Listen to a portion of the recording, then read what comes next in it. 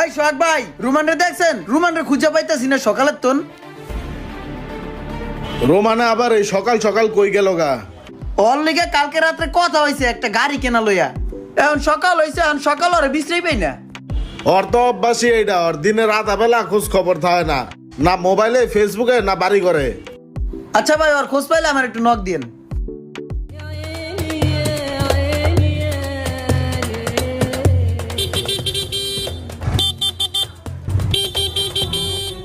হালার করে হালা কেটা রে?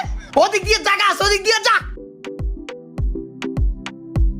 কিরে মামা, গাড়ি এডে কার? গাড়ি এটা